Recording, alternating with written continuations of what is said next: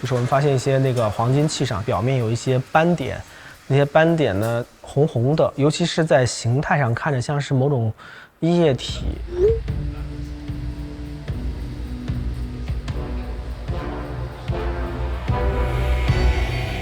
尤其是在形態上看着像是某種液體。文保中心的卢海子負責3星堆金玉器的清理，他也發現了同樣的疑問。2人一拍即合，福爾摩斯趙找到了他的化身。趙老師，就是那天跟你說那個，上次說那個黃金上那個東西。對，我正在看。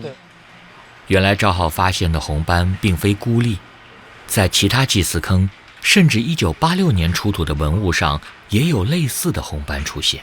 情況，所以我們一直在想知道那個斑點是怎麼形成的。我們也想到有可能是某種液體顏料澆到了這些器物上，或者是血。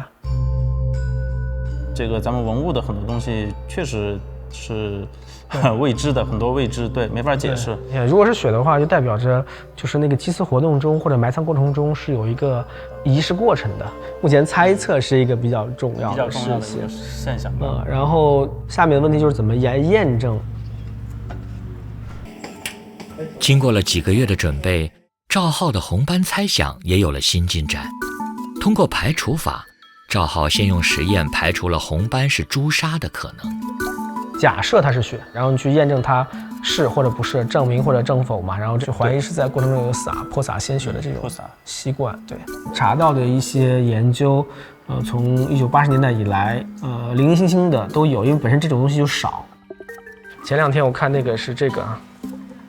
也是個金面具的哈，黃金面具的，1000年的金面具。對，測了一個這個秘魯出土的這個黃金面具的，然後懷疑上面是有血，然後他們然後做了2個，一個做那個紅外的，我們剛好有紅外的機器，我們剛好試一下。OK。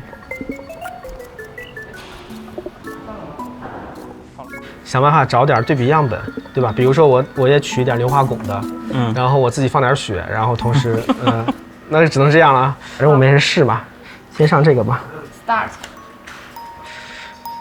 它是這樣的，差多了，不一樣。這方面還是歇了。OK， 不打其他的了，就這樣吧，也沒必要了。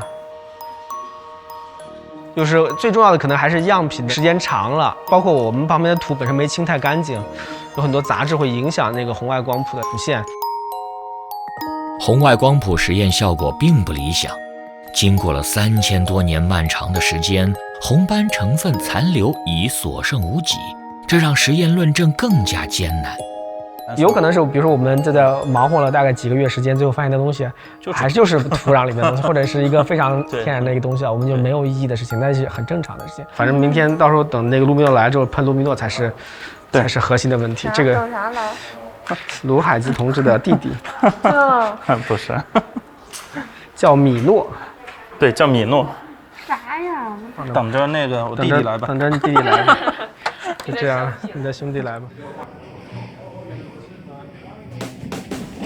愛看刑偵片的趙浩從破案上找到靈感，找來了盧米諾試劑。盧米諾溶劑大量的是用在現在的這種刑偵上面的，比如說，這邊有一個凶殺案啊，那是肉眼看不到有任何東西的情況下。實際血紅蛋白會留在這些東西的表面。如果噴盧米諾溶劑的話，發光會發光，發光原理和引火蟲的發光的發光原理是很像的。那麼在這種情況下，它就會出現這種淡淡的藍色，基本能夠證明裡面有鐵離子，可以確定哦，這地方是原來是有過血跡的可能性的。盧米諾實驗可以檢測到血液中鐵離子的存在，是刑偵破案的常用手段。太高了，好嘞。好，現在準備開始。看樣子應該是武打遊戲，對，一般都是刑偵都是幾十年，最多就是幾十年之內的。沒事，試一下嘛。但是他們有過就是也到時候不是說考古上沒用過，考古上是有用過，但是一般来說量的概率會比較小。就是當做驗尸子了。希望有比較好的結果，先等一下。那我開始弄了啊，關燈開始啊。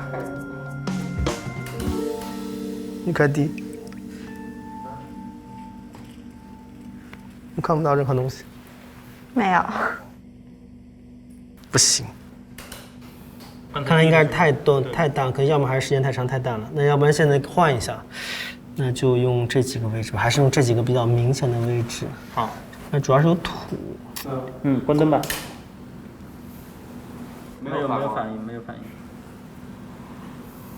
哦，太亮了。行，這個。哦，看這裡有的，亮的。很明顯。哇，這很明顯了。很明顯了。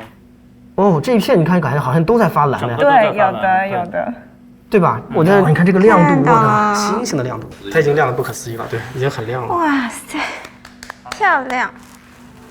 打開燈之後，果然什麼都看不見。對，這樣的話，基本可以確定上面就是雪的可能性就多了。雖然我們不能完全確定這個事兒，完全確定這個事兒，但是起碼是朝好的方向在走。好，成功完成一個任務，棒棒的。